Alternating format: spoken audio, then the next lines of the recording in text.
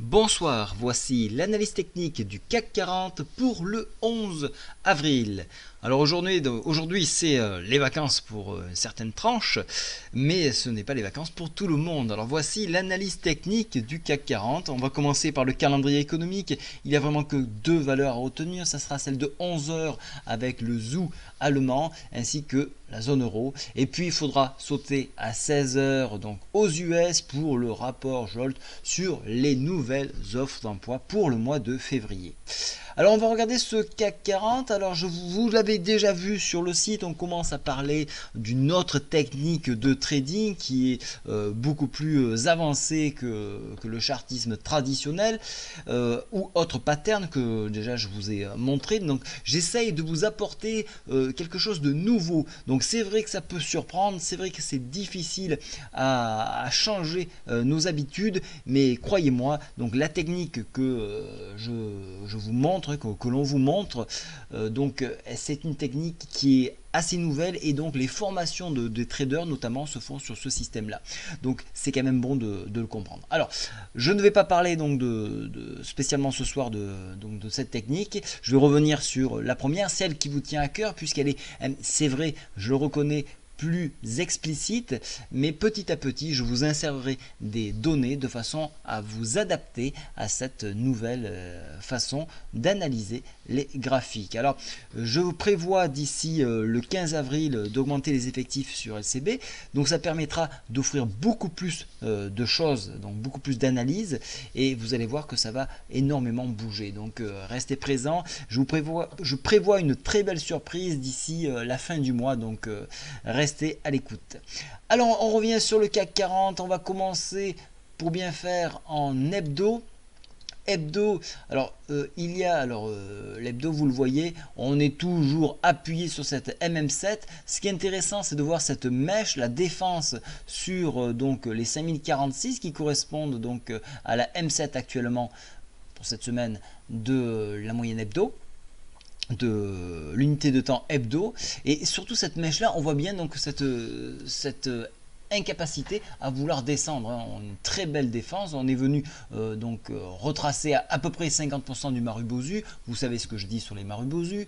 Maintenant on a assaini cette hausse d'il y a 2 semaines, et donc on a tendance à vouloir repartir. Alors bien sûr le lundi c'est toujours un petit peu moribond, on pèse un petit peu ce qui s'est dit le week-end, et donc on se cherche, voilà pourquoi il n'y a pas énormément de volume.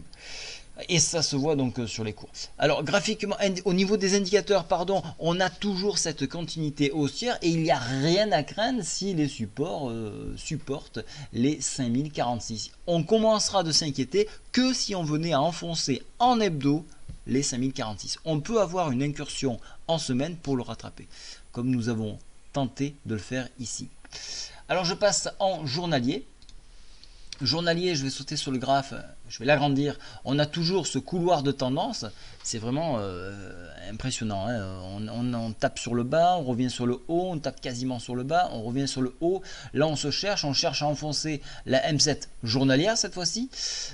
Le PTI, je l'ai réactualisé, il est à 4772. Je sais que vous aimez bien lorsque je vous donne des chiffres, donc 4772 pour le PTI. La M7 est à 5110, 111 même, et la M20 se trouve ici et elle se trouve à 5052 points. Donc notez bien ces points. Alors ce qui pourrait se passer donc demain en défense des 5111, on pourrait aller chercher le haut de la Bollinger à 5151, un chiffre que je vous avais, enfin je vais donner 46, hein.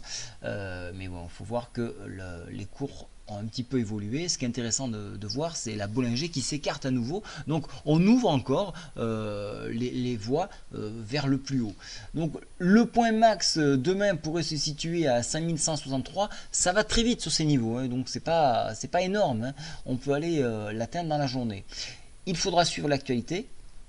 Vous le savez, il y a des événements qui tournent en ce moment et on est vraiment ballotté et on va être dans cette situation jusqu'aux élections allemandes. Il ne faut pas se leurrer, on va évoluer entre le vote français, le vote donc pour les présidentielles, et également pour le vote allemand. Voilà, donc on va être ballotté, et l'idée ça serait de continuer de consolider et de tirer vers le haut au maximum jusqu'aux élections allemandes. Pour moi, ça pourrait être encore aussi jusqu'aux élections allemandes. Donc pas encore de short pour l'instant, ça sert à rien. On surveille donc ces points-là. S'il y a short, c'est vraiment pour quelques points, donc attendez vraiment un vrai signal de retournement. Actuellement, il n'y en a pas.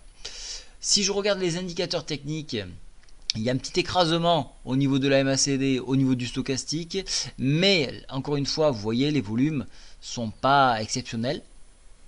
On est un lundi. Les lundis, c'est toujours attentéiste. Les marchés se cherchent, donc c'est plutôt une consolidation le lundi. Donc on va commencer de peser le marché demain. Voilà. Donc il va falloir s'assurer de dépasser donc les fameux 5111 pour assurer une hausse. Et donc dessous, on irait chercher plutôt à retracer donc les 5052. Voilà. Donc pour ma part, c'est toujours de l'achat sur repli. Je surveille bien sûr à ce que les histogrammes ne continuent pas de baisser sur cette MACD, qui serait une première alerte pour moi. Mais pour l'instant, il n'y a pas de balle au centre pour moi. Voilà, je suis assez neutre et donc plutôt de l'achat sur repli. Voilà, je vous souhaite à tous une très bonne soirée. Je ne manquerai pas maintenant de produire quelques titres le soir. Donc n'hésitez pas à m'écrire sous cette vidéo ce que vous aimeriez voir en analyse technique. Je vous remercie encore. Bonne soirée. Au revoir.